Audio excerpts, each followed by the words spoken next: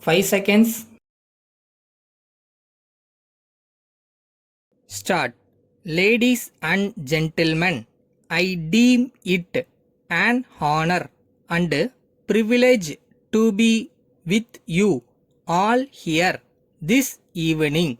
At the outset, I would like to offer my congratulations and good wishes to all the boys and girls who have completed their courses of study in this university and have become eligible to receive degrees and diplomas at the convocation today.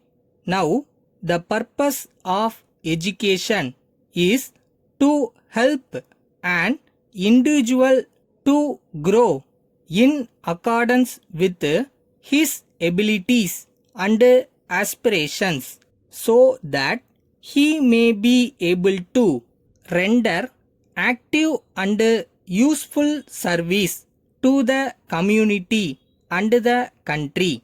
I think you will agree with me that education is an asset to develop and equip young men and women to earn a decent livelihood. In the past, there was not much scope in the educational system for the development of initiative and creativity. After independence, necessary attention was given to the educational system so that the young men and women might be encouraged to think on their own. At present, it seems to me that our educational institutions are factories of learning which turn out a large number of youngsters who find it difficult to fit themselves into life.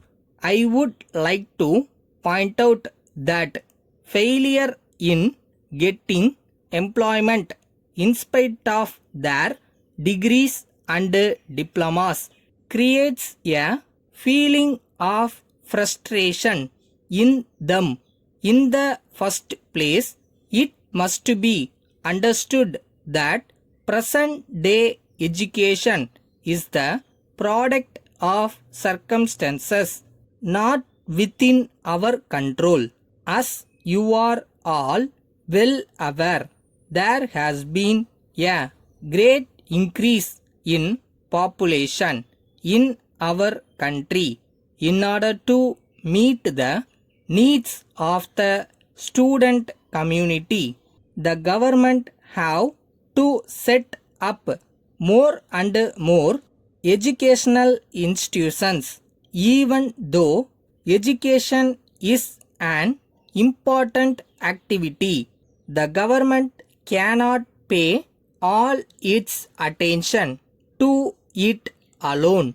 It is true that the government have to concentrate on other departments of national life also and see that the resources are reasonably distributed. So, on this occasion, I would like to request the private agencies to play a big role in starting and running educational institutions. Further, common people must realize that education must be in accordance with the abilities of young men and women, and that all of them need not go through the same type of education in their own interest and in the interest of national progress.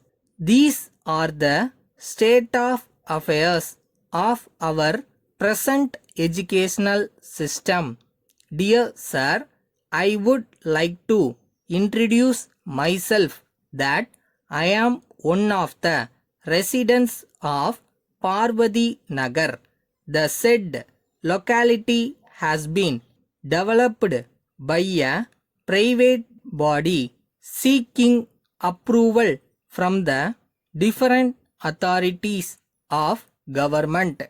This locality consists of hundreds of residents.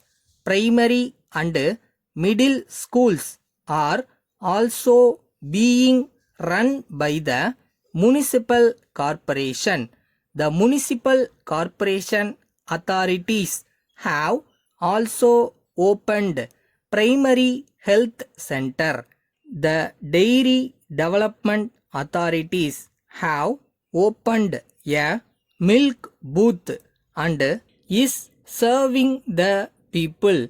It is surprising to note that the electricity department has not taken any part in serving the people of this area. There are more than 300 residents without the supply of electricity. In this connection, I request your good self to arrange to open a counter for the collection of electricity charges. At present, the residents are paying the electricity charges in the other locality, which is too fair. I therefore request you to open a counter and oblige. Yours faithfully.